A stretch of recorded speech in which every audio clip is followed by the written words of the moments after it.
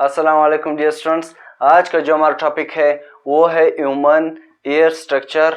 इससे previous lecture में हमने human I structure and function को डिस्कस किया था, जो कि हमारे पास एक रिसेप्टर ऑर्गन था। तो आज के लेक्चर में हम एक और रिसेप्टर ऑर्गन को देखेंगे, जो कि हमारे पास एयर है। तो एयर जो है हमारे पास एक रिसेप्टर ऑर्गन है that helps in hearing and maintain body balance. ये एक रिसेप्टर ऑर्गन है जो कि हेल्प करता है इन हेयरिंग सुनने में and maintain a body balance और बॉडी को बैलेंस रखने में मदद देता है। एयर को दरअसल 3 मेन पार्ट्स में डिवाइड किया गया है। एक है हमारे पास एक्सटर्नल एयर, सेकंड जो है वो है हमारे पास मिडल एयर, थर्ड जो है वो है हमारे पास इनर एयर। तो सबसे पहले हम एक्सटर्नल एयर को देखेंगे।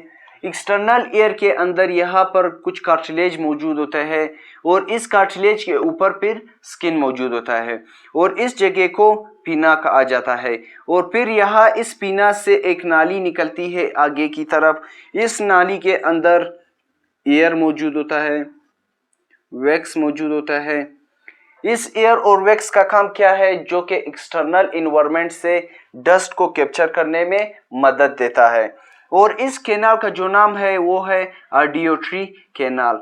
ये कैनाल जाकर आगे एक स्ट्रक्चर के साथ अटैच होता है जिसका नाम है हमारे पास ईयर ड्रम, और इसका बायोलॉजिकल नाम क्या है? टेम्पोनिक मेम्ब्रेन। ये ईयर ड्रम अटैच होता है छोटी छोटी हड्डियों के साथ, जो कि हमारी बॉडी की सबसे छोटी हड्डियों में शुमार होती है। 3 हड्डियां है। इन तीनों हड्डियों की नाम क्या है हमारे पास? सबसे पहले हड्डी का नाम है मेलस, दूसरी हड्डी का नाम है इनकस, तीसरी हड्डी का नाम है स्टेफस। ठीक है, सबसे पहले हड्डी का नाम है मेलस, दूसरी हड्डी का नाम है इंकस और तीसरी हड्डी का नाम है स्टेपस। ये हमारे बॉडी की सबसे छोटी हड्डियों में शुमार होती है। और फिर ये हड्डियां जाकर आगे एक और स्ट्रक्चर के साथ अटैच होती है जिसका नाम है सेमी सर्कुलर कैनाल। ठीक है, और इस सेमी सर्कुलर कैनाल के अंदर कुछ फ्लूइड्स मौजूद होते हैं। इसके अंदर कुछ फ्लूइड्स मौजूद होते हैं जो कि बॉडी को बैलेंस रखने में मदद देती है। और फिर इस सेमी सर्कुलर कैनाल से नीचे एक सर्कुलर स्ट्रक्चर मौजूद होता है जिसका नाम है यूट्रिकल एंड सिवकुलस।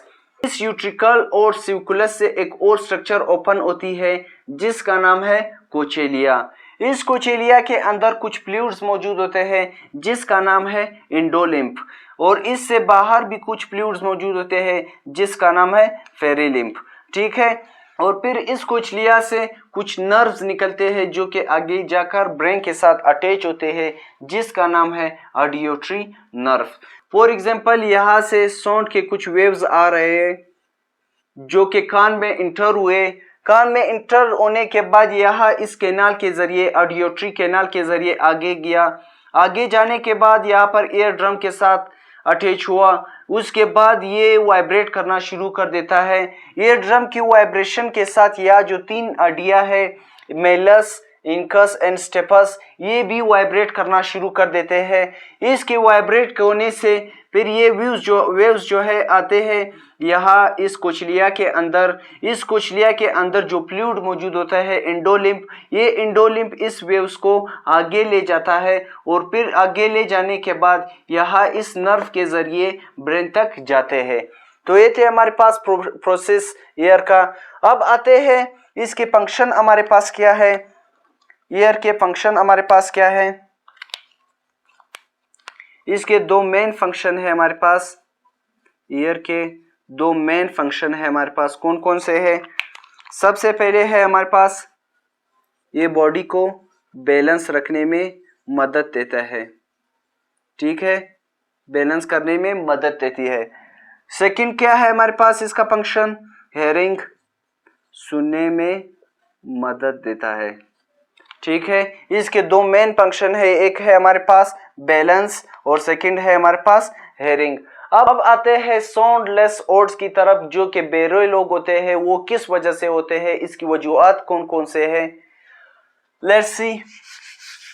अब आते हैं कि वो कौन कौन से वजूहात है जिससे इंसान बेरा हो सकता है। causes of soundless odds। ठीक है, वो कौन कौन से वजूहात है जिससे इंसान बहरा हो सकता है। सबसे पहले है हमारे पास मिडल ईयर के अंदर इंफेक्शन हो जाना। मिडल ईयर के अंदर इंफेक्शन हो जाने से ये काज हो सकता है साउंडलेस ओड का। सेकंड है हमारे पास ईयर ड्रम के अंदर इंफेक्शन हो जाना। ईयर ड्रम के अंदर इंफेक्शन हो जाना, ठीक है। थर्ड है हमारे पास स्टेशियन ट्यूब का खराब हो जाना। स्टेशियन ट्यूब का खराब हो जाना, ये भी बायस बन सकता है साउंडलेस ऑड्स का। फोर्थ है हमारे पास ब्लो एंड चीक, यानी छोटे बच्चों को मुंह पे जोरदार थप्पड़ मारने से भी वो बहरा हो सकता है। ब्लो एंड चीक, ठीक है, यानी छोटे बच्चों के मुंह पर जोरदार थप्पड़ मारने से भी वो भी बहरा हो सकता है।